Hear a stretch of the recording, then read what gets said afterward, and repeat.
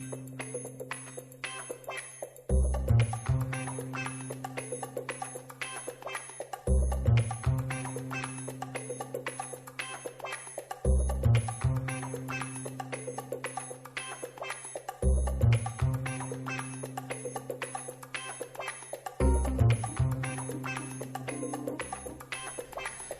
everyone and welcome to this virtual event live from Studio T at the Customer Insight Centre here at Telstra. My name is Jeremy Little and I am the co-founder and CEO of Capital Pitch and I'll be your moderator for today. Now, before we start, a couple of housekeeping items. This is an interactive event, so you can follow the slides and download them from the Resources tab for later use. You can submit questions to us in the Q&A panel, so please send us your questions. We'd love to hear from you. And I will answer those. I'll ask those questions of our panellists here. And we've got some polling questions throughout. We want to know how best to serve your requirements, so please participate in the poll. We'll run through that as part of the event as well. And join the social conversation. So there is Twitter, Facebook, whatever you've got in the social media realm, please jump onto that and let us know what you think of the event. Now, I'm joined by two fantastic panellists today. Aaron Burt, the Group Manager of Technology Services at Silverchain Group. Aaron, welcome. Hey, mate. And Gretchen Cook, Director UC and Collaboration at Telstra. Welcome. Thank you for joining us. Now, I'm going to let you introduce yourselves, and whilst you're doing that, we're going to jump into a polling question from the audience. So, the question is up.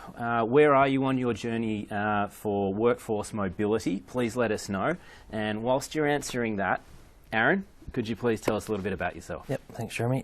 My name is Aaron Burt, Group Manager of Technology Services at Silverchain Group. Primarily what I do for the company is look after the whole technology stack from customer support all the way through to the infrastructure, the platform it sits on, as well as moving into the realm of client technology. And that is to support quite a large workforce that now operates through WA, South Australia, Queensland and New South Wales. So, yeah. Big job.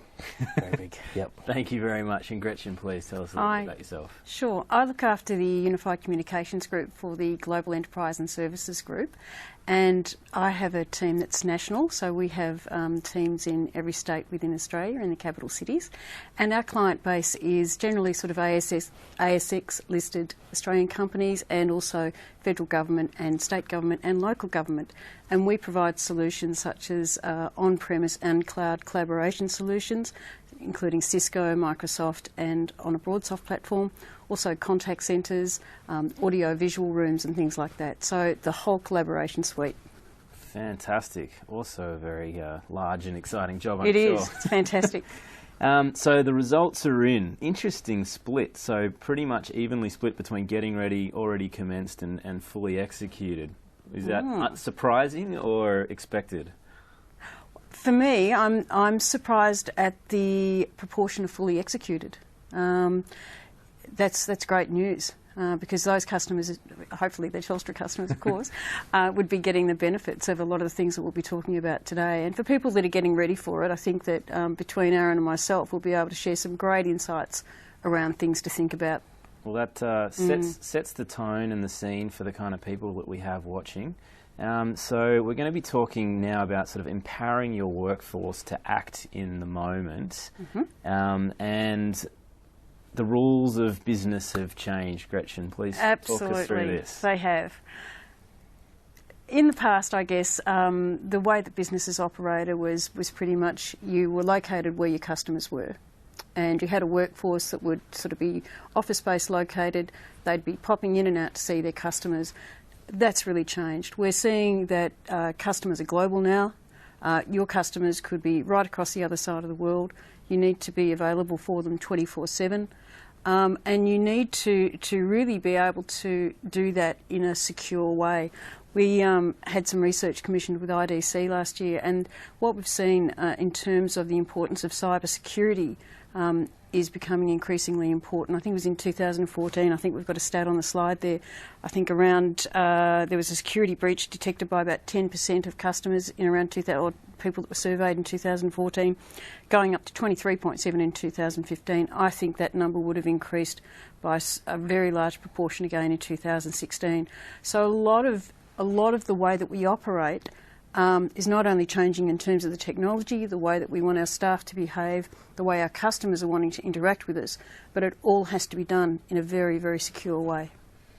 It's been a common theme, I've got to say, like mobility, security, we've done quite a lot of events and it seems to be very common. And what came up previously was around how that the increasing detection of issues like this are actually a good thing, right? Because they're probably happening anyway. They are. People don't even realise it. They are. And that's the problem. A lot of companies don't know what they don't know. And, you know, just having perimeter security is not enough. It's within the environment as well. So there's a lot to think about when you talk about security. Aaron, you got anything to comment from your perspective? Oh no, you're exactly right. I think historically everyone just worried about their perimeter, but the game's changing as we put more things mobile, as we put more things in the cloud.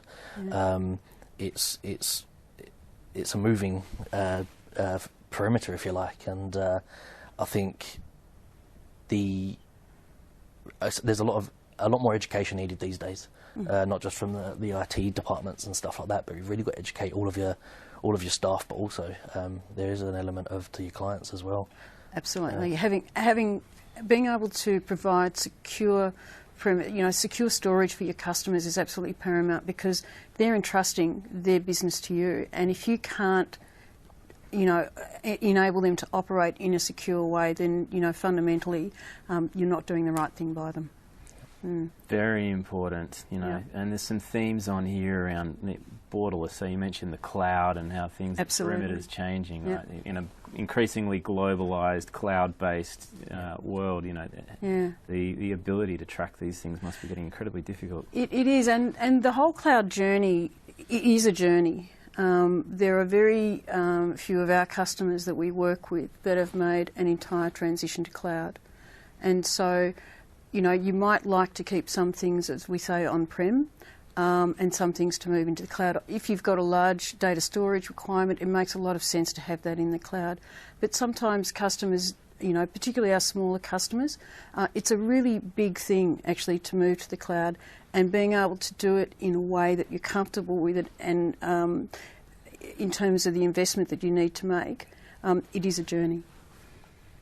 Okay. Is there anything else you wanted to cover off on this slide, or should we? Oh no, I think we can move on. Yeah. Well, let's talk about Silver Chain then, our star of the show. Hey, Aaron, please tell us about Silver Chain.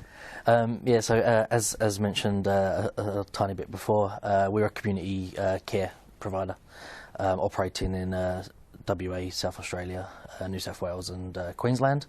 I think we currently have around, I think since the slides were done, about 3,300 staff, and I believe that around, it's got to be 2,800 is a mobile workforce. The rest probably office based. We supply you with 3,000 devices, so funny enough, 4,500. Well, some of them are data only, some are voice only. That's exactly right. It's a real spread over the country, as you can see on the slides. Some of the numbers from interactions and the amount of clients that we interact with every day. We are 24 hours. We have a 24-hour contact centre, and some of our services are actually around the clock. So it's really important that we can support that business as it moves through its usual operating, but then also save some time to continue to evolve and innovate to provide more efficient ways of working, and to help with this growing number of an ageing workforce, ageing Australia, and a demanding workforce. So, yeah. That sounds like a lot of people to manage mobile. That must be a fascinating challenge. So, talk to us about the digitisation. Yeah, so in Silver Chain, it's been quite a journey. We've been doing it for some time now, and just here on the slides just shows some of the key areas that we've digitised, whether we're fully fledged through that or areas that we're beginning to touch on. So I think the real big one for Silverchain that probably makes it a differentiator for Silverchain Group is mobility. It's a journey we probably started around, we've been doing it for a long time, I'd say around 6 years, but true mobility we've been doing, I believe, very well for 4 or 5 years. It all really started coming together during the merger of Silverchain and RDNS South Australia, and at that point there was a big push for the workforce to go mobile, because at the time I think some pockets it was optional. Big push to go truly mobile, and from there we started bringing out tools and just showed the business and educated the business of how we could how technology could help them instead of it being a burden. Coming from, I think the last time I found out, it was around primarily a female workforce, around the late 40s, early 50s, I believe.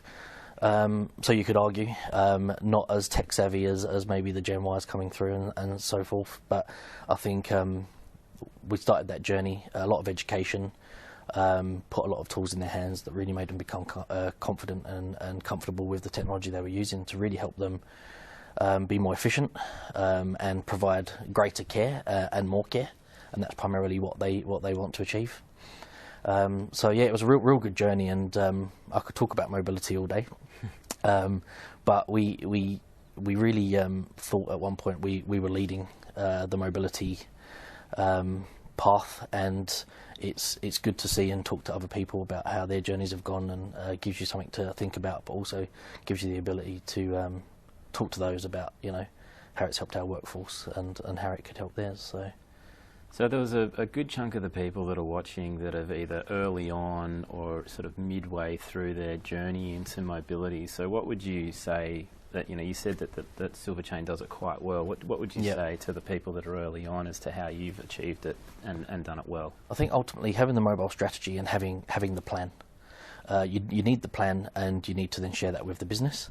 But first off, obviously, we have a 3-year life cycle of our devices and so forth. So I think it was really rolling through the business. So instead of going big bang, we rolled it through the business and slowly introduced tools to help them and have that on the roadmap. I think if you were to go big bang and to flood them with all this innovation, it probably wouldn't have been a smooth transition and might have scared some people off, if you like. So you took incremental changes to the technology across the whole organisation, or did you roll it by sort of divisionally? Pretty much across the organisation. As we got through our life cycle, we got everyone onto the platform and everyone sort of on an even keel, and then from there we would introduce some new innovation, some new features. In the early days, it started off with just one core app. Then it was the MDM and some of the capabilities of that, and the core app. Then we produced an internal app store, and then pushing policies and procedures to them, and just gradually started adding more and more, which was really exciting the business. We were empowering them, giving them more information, and I think that was a big factor in the adoption. So, did you have anyone reject it? And how did you manage them? I wouldn't say reject it. I think there was a lot of apprehension around, technology is too complicated, or this mobile phone, and I think really it was making sure that we trained correctly, and we have a great training facility at Silverchain, and IT complements that, especially from a technology point of view. But I think whilst it's quite overwhelming at first, once they get out there in the real world and they start using these tools and think, wow, that really helps me do my job. It really enables me to spend time caring with my client rather than worrying about technology problems. And I think that really gives them the confidence to then adopt it. And, you know, that positive vibe then spreads through their peers and stuff. So it was easier than we thought. There was some challenges, but I think it just snowballed. Well, I've got hundreds of questions, and I'm sure everyone on the line does as well, and I've got a couple that have come through. And for those that have sent the questions, thank you very much. I'm going to ask them shortly. For those that haven't, we want to hear from you. So send me lots more questions, because I'm sure that this is a very topical point for everybody. So before we move on, is there anything else that you'd like to cover around digitisation with Silverchain? Yeah, so another big one is telehealth. That one's more new in the piece. So I talked about mobility, which has been quite a long journey. Telehealth, we all know it's been coming and it's there, but it's used quite loosely, and there's a lot in telehealth. But one great thing that we've been doing at Silverchain for some time, and we've really been expanding on that and innovating there, is like we called it virtual hospital, but really it's a virtual med prompt. So over in South Australia, we have around 80 clients, and we put technology in the home to people who meet the criteria, and we're able to have a nurse dial into those and work, make sure that they're taking their medication and that everything's okay, and checking in on them. That's actually all based on the Telstra Tippet platform, which the account team really helped me pull together, which has been really successful. As well as doing that part in South Australia, in Western Australia we have pockets of clients with technology where our nurses can reach them, but also on that we have video conferencing facilities out in country rural Western Australia, so where people can't always get to Perth to see specialists, they'll go to one of our clinics and they'll be able to remote into a specialist, which is really good. And also I know that there's been times where the Royal Flying Doctors have leveraged our technology, and we've worked together with that to let that technology reach back to the major cities, which has been really great. As well as that, we have a palliative care program, a really successful palliative care program here in New South Wales, and it's the last 5 days of life, and we put technology with the carers, with them clients, and it's 24-hour monitoring. So if we don't have a specialist available, there's a specialist and a nurse on the other end that they can connect with and work through whilst they make their way there. That's a complementary technology. And over in Queensland, we actually use it for clinical governance. So we actually provide, obviously our staff have their mobile devices, and we pass them on to doctors and clients as well to get that clinical governance and that sort of triangle of care. So with the clinicians, the nursing and the clients. So it's really been successful. It's continually growing, and I know on the next horizon of telehealth, we're actually looking at the My Care Manager with Health Connects. So we've got a pilot at the moment of 100 of the portal, and that's looking really promising. And it's only a matter of time before that one starts really pushing on. So it's quite exciting. So you mentioned earlier the education required for the adoption of mobility, and we've got a couple of questions around that which I think are interesting.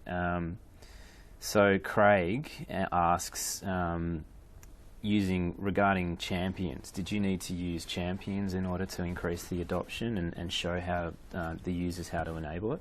Yeah, most definitely. I think that's been a key for a lot of my technology challenges throughout the business, not just mobility. But the great thing is we do have obviously the senior clinicians and so forth, and they helped. But also we did find people right on the front line, if you like, that we adopted as super users, spent a lot of time with them, people who are confident with technology, or just confident in what technology could bring. And as I mentioned before, it would then sort of diffuse out, and they would help each other. It wasn't a matter of always ringing IT and asking them for a problem. They actually would liaise with their peers and say, "Oh, how'd you do this?" And then they would get excited that they could tell the next person. We had admin staff out at some of our bases that were proficient as well, so they could give pointers. But then at the same time, the support team were always there to help. And the great thing is, for those that really did struggle, with our enterprise mobility management, we were able to say, okay, if you're not confident, leave that on the side, look after your patient, your client, and we'll look at the problem. And they didn't have to worry about the technology, and they could do what they were there for and focus on core business. So that gave them a lot of confidence as well, that they wasn't on their own.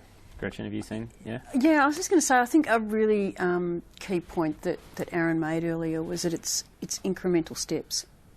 And that part about education and getting people comfortable, because apart from the actual users, you actually do need to have the support services in the background.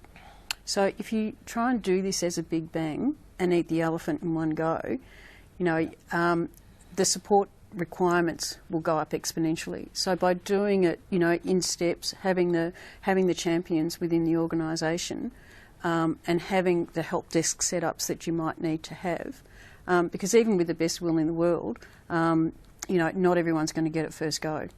And so you do need to have that help there. So I think that education is an incredibly important part of that. Mm. And Craig asked another really good question, so thank you, Craig, for this one too, around user apathy. So if there are objectives, or if you encountered objectives, how did you get people like that over the line? I think it spoke for itself, luckily. I think when people did push back or there was that reluctance, I think they just had to see it working in the real world. They had to see their peers, how efficient and easy it made them, once they got used to it. And the sort of excitement that was actually created through the possibilities and the efficiency. Our staff work really hard. They work long hours, but we want to sort of see as many clients as possible, for the health and well-being of Australia. So when they realised that this technology was an enabler, it wasn't, it was doing what technology was supposed to do, which was make things easier. When they realised that, it was actually quite easy for them to get across the line. There isn't usually a reluctance with the technology. It's sometimes maybe just a fear that they're going to adopt it too slow. But I think there's a lot of champions and super users and the support functions of IES behind the scenes that will encourage them and give them refreshers and give them the time they need to give them that confidence. But also part of that too, I think, would be when you're developing apps for large-scale workforces to use, is to have that workforce very involved in that app development as well, so that when they're putting the apps together, you're absolutely clear about what are the workflow outcomes that you're seeking and what are the operational efficiencies that you're going to get. We've had, obviously not Silver Chain, but I'll use the example of Queensland Police where, we have digitised everything for them. So sworn police officers now have iOS devices that they carry around all the time. And that's essentially given them an extra 7 hours per week, so almost a full shift in productivity benefits. But again, they were really, really involved, as was your workforce, in doing your app development, to making sure that the workflow outcomes were what you were seeking for the investment that you're making. So how do you engage 2,800 people in app development? How did you go about that? With our core app, Comcare, there's actually a governance group, and there is actually key people throughout the business, real sort of cross-section that are involved in elements of that and suggesting things, and there is always, we encourage a lot of feedback. Our most important staff are our field staff doing that core business, so there's always opportunities for them to come back and tell us what they would like. Doesn't mean they can always get it straight away, but it goes on the roadmap, and the group, will determine, where is there what provides the most value, and as they see these modules, if you like, this functionality coming along, I think it gives them a lot of confidence that the business is listening and we can put this functionality out to them, which is good to see. Very important, I'm sure. There's nothing like co-creation to engender engagement, right? Yep. Like people feel like there's some ownership over it. And we get a lot of suggestions as well, just from other apps, consumerisation. They see an app on their personal device and stuff, and they say, this is a great app, we use it for this, we really think it could be good. So there is times where we will actually, we'll triage it, we'll see, from a security perspective, is the app safe, what is it doing behind the scenes, and if it ticks a fair few boxes, we'll procure or we'll get that on board, or we may go to market and look for something that we may want to develop ourselves. So Fantastic. Well, let's jump into the next topic, and there's a theme here around being driven by technology, and we're going to start with business insight. So, Gretchen, you want to kick us off here? Yeah, I think we've spoken a lot about operational efficiency, I think, already, and Silverchain, I think, certainly has derived a lot of operational efficiency benefits from their mobility collaboration. In terms of the customer insights as well, I guess if we use Silverchain as the example, customer data that they're able to collect and store and then, utilise in terms of big data management, I think, also provides customers with really great outcomes, because in the past you'd often have a lot of customer data, but it was all written down and then probably stored in filing cabinets or whatever and not easily accessible. So part of the digitisation roadmap, particularly where you're interacting with your customer base, is to make sure you're collecting data in a format that's actually usable for you to enable you to gain business benefit in the future. What are your thoughts, Aaron? Yeah, absolutely. I think with regards to Silverchain, going digital, going to mobility not only created efficiencies from an operational perspective, but it really opened doors from the data. It got consistent data in, and we've got a national data warehouse. And the data that we've got is unbelievable, as you can imagine, and the reporting we can do on that is key. It's not only key for us to identify trends and performance, but also on providing these reports for our key funders. It's absolutely crucial, and it's been made so much easier because, as you said, the old paper, files stored here, stored there. Yeah. It's all getting pulled central now, so it's really changed the business. And do you think that's turned into a cost centre or a profit centre? Definitely profit. Profit? Yeah, it's so powerful. Data's just data, but when you can do things with it and when you can report on it becomes so much more valuable. And it feeds on itself and enables you to drive more innovation. The more usable the data is, and the better ways that you can move it around and derive those insights, it can give you it's great competitive advantage. Oh, yep, 100%. Yep. Fantastic. Okay, so next, security.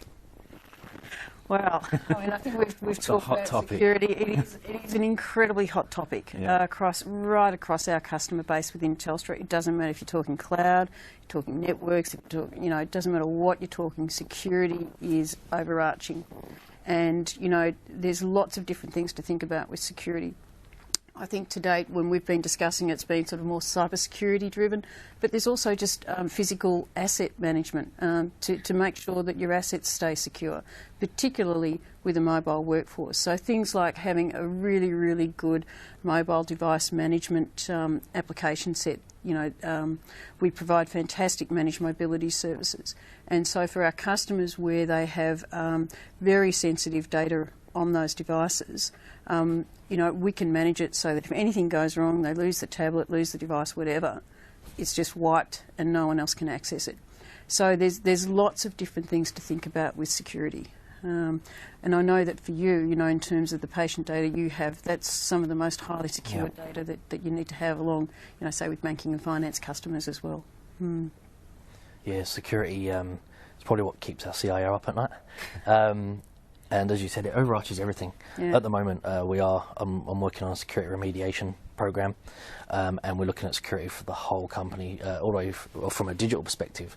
But we're even, going from the education to staff and physical security. And we're working with the property team and working with HR about how we onboard people and really educate them early on about the policies in place and what to be aware of. But it drills into mobility. I'm looking at digital workplace. It's massive there, of how we can enable our business out there, and with cloud technologies and stuff. But how can we keep it secure? And it's a big piece of work, and it's continuous. You can't take your eye off the ball. You're never done on security, not ever. So with that many, with this 2,800 mobile workers and with security in mind, where do you draw the line between users bringing their own devices and company-supplied devices? This is an area that is quite new for us. Historically, we provided devices to the staff, so corporate provided to all the staff, and that was protected by encryption, MDM. Everything was pushed down through that. In the event of lost or stolen, we'd pull it all off. Also, our core application with that sensitive client data on is all encrypted, and again, it actually has another layer of security. You log into the phone, then you log into the app, and there's a lot of steps to drill through. So that's what we started off originally, but what we're doing now, we're opening up more of the corporate information and pulling policies and procedures. We're looking at things like Office 365, and we're in that planning phase now of how do we deliver this and how do we do it securely. We're fully protected from the basics, but as we go into this new world and where the staff want more, we're treading carefully of how we go about that, and we've got to be careful of shadow IT. We can't be too behind because they'll go and do it anyway. But we're drawing up a big new security framework, brand new policies with the change in direction and the needs and wants of the business, and that's all coming together quite nicely and will enable us to manage that. But it's not as easy as it used to be. So, yeah. More and more devices, more and more apps. It becomes increasingly complicated. Yep, it does. Okay, so now to one of the core topics, mobility. Gretchen? Well, I mean, we've been it's been a thread through all of this, along with security as well, and certainly we've seen an enormous explosion in the use of mobility within the workplace, both for enterprise and government employees. And I think that the way that particularly employees have reacted to mobility has been fantastic. It's enabled also really big cultural changes within the workforce around, say, what we in Telstra call future ways of working. So it means, for example, within Telstra, we expect up to 25% of our workforce at any one time to be working from home. And we provide secure mobile devices to enable them to do that. It means that when our sales teams go out and see our customers, they take devices, such as their iPads or their laptops. They can access the corporate network, be able to do business then and there on the spot with our customers. And in terms of our business partners as well, it enables us to have a different type of relationship with them as well. So it has provided incredible benefits that we've actualised within Telstra, as well as helping our customers see those benefits as well. And of course, having the network that we have, I think we are aware, of course, that we've had some issues just recently, but yesterday we announced that we're doing, another, I think, $50 million of investment into the network to harden it and to address one of the key issues around mass reauthentication that caused an outage recently. But I think it goes without saying that the Telstra network has provided an incredible platform for our customers to go out and get the benefits from having a mobile workforce. What are your thoughts on this, Aaron? Yeah, well, I think initially Silverchain focused on mobility for staff. Then as telehealth gained some momentum, we realised we can't just continue just to do that. So now mobility does carry to our clients, and as I mentioned before, with the telehealth programs that we do, we can service clients. I think it worked out to be for the cost or the efficiency of a standard nurse going out to the clients. It was a third if we were to do it with telehealth. So we've opened mobility up to our clients to enable that, so they can get seen quicker, more efficiently, more cost effective, and also so our clinicians can provide care to more clients. So that's really helped us, and there's a real appetite for it. Every state is slightly different, but there's a real appetite for how can we do it cheaply without impacting the quality. And but I think for your client base as well, where you've got a lot of elderly clients and you're in rural and remote areas, yep. and the benefit that you've been able to give them is that they don't have to travel hundreds of kilometres in some instances to go and see a doctor. My family were, my sisters grew up in far north Queensland. There was Cairns, there was Townsville, go west 6 hours. That's where they grew up. The only way you could see a doctor was through Royal Flying Doctor Service. To have this capability with the telehealth, I think is an incredible opportunity for a lot of those patients to have a better way of life in managing their illnesses as well. Yep. And we've really opened up the capabilities, obviously to do that, but then, a new video conferencing platform that will enable third parties to come in as well. And I talked about the clinical governance piece in Queensland, but also let's not forget that the family members or primary carers that might want to get involved in some of that as well. So really opening up the capability and, and enabling us to engage more with our customers and also have that point of difference. Yep. How does Silver Chain do it better than the rest? Or so it's exciting. So we're going to jump into the next polling question, and I've got another great question from the audience for you. So the polling question is around the workforce mobility solution impacting your customer service. So we'd love to hear from you. Please let us know. And I've got another good question from Craig. Craig, you're on fire. And it sounds like, and correct me if I'm wrong, that this decision at Silver Chain to go mobile came from C-level and board. Is that right? I think it came from all different pockets, if I'm honest with you. I think the workforce were just working really hard, and they were like, how can we make this easier for ourselves? But of course, C-level always want to look at efficiency, and I think it was collaborative. So was there any resistance from C-level? Because this is Craig's question. If you encounter resistance from C-level or board, then what would you suggest that they do about that? I think if you stack up a good enough business case, it speaks for itself. There's plenty of examples out there these days. Yeah. I think it'd be hard to get resistance from the C-level because of it's the future. It's not the future. It's the present as well of how it's progressing and how it enables the business. And I think all C-levels want an efficient, engaged workforce. And it really opens up. Yeah, I think, and the other thing too is around the fact that commercially you can have a construct where you actually get fantastic benefits in terms of cost certainty. So I know that with Silver Chain, they know exactly how much they're going to pay every single month. They never have excess data usage charges. That is all factored in. So, we work out use cases prior to putting the business cases together, so that we can really work with customers. I'm talking from a Telstra perspective here, and we did this with Silver Chain and continue to do it with Silver Chain, to make sure that there's no sticker shock. And I think at the C-level that probably drives some of this, because they might be looking at it thinking, gosh, I've got to make a big investment in terms of devices, I've got to make a big investment in terms of management, I've got to make a big investment in terms of just the actual services that we're going to consume every month. But in fact, when you look at it, and you can come, and we generally come up with what we call an OPEX model. So if you don't want to spend the capital and buy all these devices outright, we'll OPEX it for you. And so it just enables companies to be able to structure their finances to go on this journey in a way that's going to suit them. And also, as Aaron was saying, they refresh their technology every 3 years. So, they don't have problems with it. So it all, comes out well.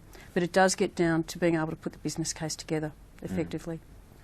Turning it into that profit centre rather than the cost centre, right? Yeah. Okay, so let's look at the results. So it's like 41% either somewhat or very on the answer to that one. Interesting. So it is impacting on their customer service. What are your thoughts? Well, I think it does, because also if you think about contact centres, I mean, you run a contact centre at Silver Chain. Omnichannel in contact centres is also very important. So customers want to have interactions in different ways. Some of them might want to have it with voice, some of them might want to have it on mobile devices. Banking and finance is a great example of that, where everyone I know uses an app to interact with their bank and manage their own personal finances. And that's had an enormous impact, if we think about banks, on the way that they relate to their customers and provide fantastic customer service. Yeah. Aaron, anything to add? Yeah, no, we're looking at the multi-channels at the moment.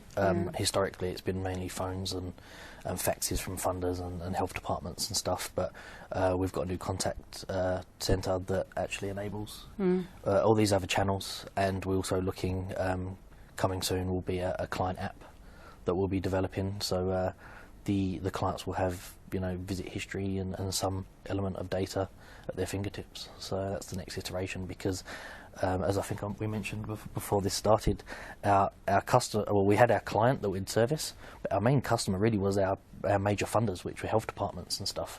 And now the game's changing, and with the consumer-directed care changes, the funder and the client are one, and it's more of a marketplace. So we're really having to open up these channels and cater for however people want to, you know, interact with us. And not necessarily just the clients themselves, but also their families or their primary carers and stuff like that. So that's something we're working on, yeah.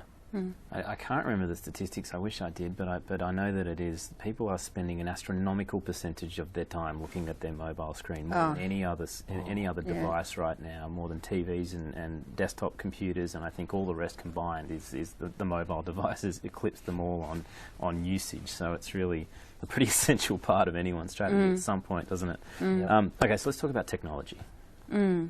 So, look, really, I think we have been talking technology the whole way through this conversation, and we have been, you know, I know the slide up there is talking about risk, and we have been talking about how to manage risk. So there's risk around the technology itself, there's risk around the privacy, there's risk around adoption, there's risk around how will customers react. There's lots of different risks to think about, and I think that, you know, you need to take a fairly holistic view of risk when you do this, and it's not just something that belongs in the IT department. It really is something where you want to get your HR department engaged in it, and particularly if you're in an industry where there are compliance issues around, for example, occupational health and safety. Those things need to be managed very carefully as well. We had an example this week with one of our customers. They're going to be using the same sort of client that you use, that we supply, which is standard product, to enable calling in really remote locations where we don't have mobile towers and so forth, but we do have cable in there, so it's going to go through their corporate VPN, and they'll actually be able to have voice contact in places they've never had before. So utilising these apps, and they'll be doing it off devices such as this. They won't need a handheld phone, you know, a fixed phone or anything like that in there. And that's very much OH&S driven for them. So there's lots of different risk to think about in terms of adopting the technology.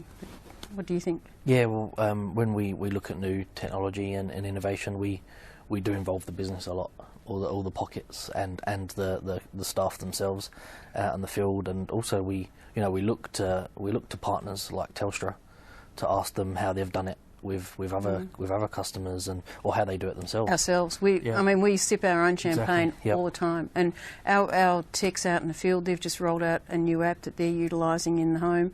When I say in the home, when they go and say put in big pond service and things like that. So we're doing it all the time within Telstra, and then we take it out to our customer base when we know it's proven. Yep. Very good. All right. Well, why don't we jump into collaboration? A special topic for me. Well, collaboration, you know, I think a lot of people in the past have always just thought about voice, and we've moved on to IP telephony, and now we're moving on to sort of video everywhere. And apps that you can load onto your phone, so you're utilising, you know, our Tippet solution, which is Telstra IP telephony. Cisco provides solutions, hosted cloud-based solutions that we also provide, and also Microsoft Skype for Business. So you can have these fantastic applications that you can use to collaborate with, and you can have what we call presence, so you can see if someone's online or not, you can instant message them, and you can set up video conferences very, very easily on devices. Video conferencing is absolutely the way of the future, and also document management is very important, and document sharing. So when you've got groups of people that are collaborating on something together, you want them to be able to access the latest in the document that they're working on in a really easy way, again within a secure environment. So collaboration toolsets are constantly evolving and becoming more sophisticated, and you want them to work every time, to the point where you don't even notice them, is my view on collaboration. I don't know, how do you feel about that? Oh yeah, when Silverchain and RDNS South Australia first merged, that's when it became very apparent for the need of progression in the collaboration space. And as we nationalised, I went through the telephony system, Skype for Business, with presence and video conferencing. And as you said, it is really the norm now. They don't even notice it's there because it's always there. And we have like 30 plus video conferencing systems, and almost everything. Video is the norm now, not telephony. Yeah. Everything, every interaction is video now. It is. And it's great to see. It was funny at the start because people didn't like it, but now it really is the norm. It's unusual to pick up the phone and just talk voice. So, yeah, that's been a big game changer internally. Yeah. So. And that's why I think for companies like Silverchain, one of the reasons we've got such a strong partnership as well is just because of the network capability that we can provide. So it's not just having that tool set, it's actually how does it integrate into the network itself. And we build these things within our network. And this was the plan, it all talks. So it all is cross-platform. So every one of them all goes through the Tippets system for Bulwarks. And the mobile network integrates into the fixed network, and it's absolutely seamless to the end user. Yep. And that's the collaboration experience that you want to have. Yep. Seamless and integrated. Yeah, I mean, we've got a team in New York, and we use video conferencing all the time. It's amazing. It's almost like they're in the room. Yeah. And then you add to that a document in the cloud that you can work on at the same time, which, by the way, if you close it by accident, you don't lose it because it's always there and it's version controlled. It's amazing. Yeah. Okay, so talent management, the next topic. Yeah, this is a really interesting one because I think that, I read the Fin Review a lot, and every time they talk about technology and talent management, it's always sort of like the groovy young things. But I remember going to see Silverchain years ago in Perth, probably 6 years ago now, and sitting down. It was not long after you'd had the integration of the Royal District Nursing Service, and talking about the fact that that particular workforce that you integrated with was a much older female workforce that you spoke about, and their adoption of the technology was fantastic. And even within Telstra, when I talk about the fact that we sip our own champagne, we've got the most incredible range of people within our organisation. And to me, talent's a mindset, and it's really around how are people reacting to what opportunities are being put in front of them to be able to innovate within their workplace. And so if you have got these tool sets and these capabilities and you become known for it, then people do want to come and work with you because it's not stodgy. They feel like they can contribute and they can see something for it. That's how I feel about it anyway. Yeah. A quick point and then we'll move on, only because there's 10 minutes left, so we've got a few more slides to get through, but please let us know your thoughts. Yeah, no, so our core business is community care, so that's the talent we look for. Yeah. Our job is to make technology as easy as possible, so it complements these great staff we have out in the field, and I think when you find the gems that are good at both, then they're the sort of super users and they're the advocates that carry through the business. So you are always on the lookout. But as you said, it's a mindset thing. It isn't individuals. It isn't generations. You'd be surprised. A lot of people write off clients, older clients. But you'd be surprised how many of them actually adopt technology and they're great. An example, my nan, she doesn't stop Skyping me from England. Yeah, my dad's discovered FaceTime. He's 85. He's discovered FaceTime. I have a granddad on Facebook. It's a nightmare. But yeah, don't underestimate it. So it really is about attitude, isn't it, as opposed to any sort of preconceived ideas. Okay, so future ways of working, flexibility. Yeah, look, we've been on this journey within Telstra, and we're still going through the journey, and we're working with a number of our customers to help them on this journey. And I know that we've got some more slides to talk about this, but for me, what's really important is to understand what are the changes that you're going to go through when you adopt the future ways of working plan. So there's the physical location changes, there's things like if you're going to digitise your whole environment, what compliance requirements do you have? I was talking to a customer recently, they've actually gone to what they call a no copper policy. So they don't even have fixed lines into their buildings anymore. They're workplace employment kind of chain, so they find jobs for people. And so they need to be able to scale up, and scale down. So they just utilise the mobile network. They put a router in each office, and then they have all wireless connectivity throughout the office. So for them, what they actually had to do, because of compliance things, was they actually had to go through and employ someone to scan all their past records and get them into the cloud stored there, so that they could actually move to this whole future ways of working and go fully digital. So there's a lot of planning to be done. Fantastic. Let's jump straight into competitive advantage now as well. Well, I think Aaron has been able to talk to this already, but when you do make this change and you do empower your workforce and you are collecting fantastic customer data and you are helping your clients go about their lives and workplaces in a better way, you do inherently give yourself a customer advantage, and you get productivity benefits as well, which give you a bottom line advantage, and it all helps. But I'd like Aaron to really talk to this. Yeah. No, I totally agree, and yeah, that's exactly what we're experiencing. I think one other thing to recognise as well is that we want our staff that are out there, that the people can see in their cars, their branded cars with their technology. We want Silver Chain to be known as an innovator in this space. And whilst it helps the business be productive and with the data we've got and stuff, it's really good to see people recognise they're really innovative. They're a service provider we would like to use because they're doing it as efficiently as possible or as effectively as possible. And where I talked about our clients now are, the people we are giving care to. From a technology perspective, being shown as innovators actually then gets attention from the people who, like their children or their children's children. And our next wave of clients, or our next wave of people who are going to choose us as a care provider for their parents. So being innovative really is actually a marketing plan almost for the younger generations that are coming through as well. So I think there's a big thing there as well. Now I've jumped through the next polling question and we've got just a few minutes left, so I'd love some closing remarks. We've got one last poll to go to, but Gretchen, please tell us quickly about the Silver or your comments on this, and Aaron, your Silver Chain journey.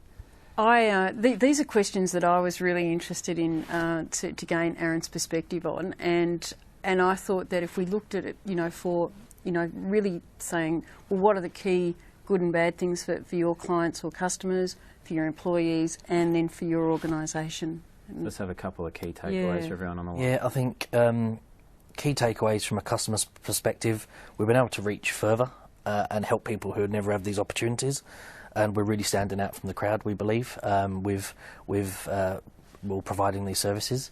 That then gives a lot of confidence to our staff that are providing that. We've taken them on that journey. They're really excited. The business recognise us as a key enabler, and it's really nice to see that the business has a lot of faith in the information service area in Silver Chain, and we'll just keep plugging away and meeting the needs of the business, whilst always keeping on the front foot, working with key partners to take us to that next level and to help us achieve those cost effectively and efficiently. So yeah. Yeah. And Gretchen, do you want to ask a couple more from this slide, and then whilst Aaron's answering, I'm going to go to the last poll. Yeah, people and culture, I think, and we've touched on this a bit, but it can't be underestimated, the thinking that needs to go into the changes around those two topics. And culturally, it does have a long-lasting impact on the organisation. So, again, over to Aaron to just get your thoughts on that. We like to think ourselves of a employer of choice, and our key asset in the business is our people. Yeah. And our business really invests in its people, and it's great that we have the confidence from them, and we give them every opportunity to thrive in their profession and to achieve that core business. Yeah. And it really aligns to all of Silver Chain strategies, of how we can, provide the best care. Yep. So yeah, it's a great culture at Silver Chain, and we make sure that they're the ones that take us forward and give us the ideas, and we're there to enable it. So interestingly, the last slide says 66% of people feel somewhat supported and 33% very supported on that last poll. So we're right at the end now. Thank you so much. Do you have any final words that you'd like to leave our audience with? No, I think that for a lot of organisations that are just thinking about this journey, I hope we've provided some insights into some things to think about. For people that are part way along the journey, you know, you may be having some teething problems, but it's absolutely worth getting there. And if you're there, I'm sure you're deriving a lot of benefit from it. You know, we have groups within Telstra, such as my group, the mobiles team and so forth, that can help any of our customers along this journey. We provide consultancy services, and of course it all runs across our fantastic networks. Fantastic. Well, Aaron, thank you so much for joining us. It was fascinating learning about Silver Chain. Gretchen, thank you very much. Thank you, Jeremy. Thank you, Aaron. And for everyone that joined us, thank you so much. We're finishing up now. If your question wasn't answered, then it's going to be emailed to you. You'll also get an email within 48 hours with a link to watch the replay. And we'd love your feedback. So on your screen at the end of this, there'll be a survey. Please fill that out. And on behalf of the Telstra Virtual Events team, thank you so much for watching. My name's Jeremy Little, and I look forward to seeing you on another event. See you later. That was a lot quicker than that. Goes quickly, eh? Mm-hmm.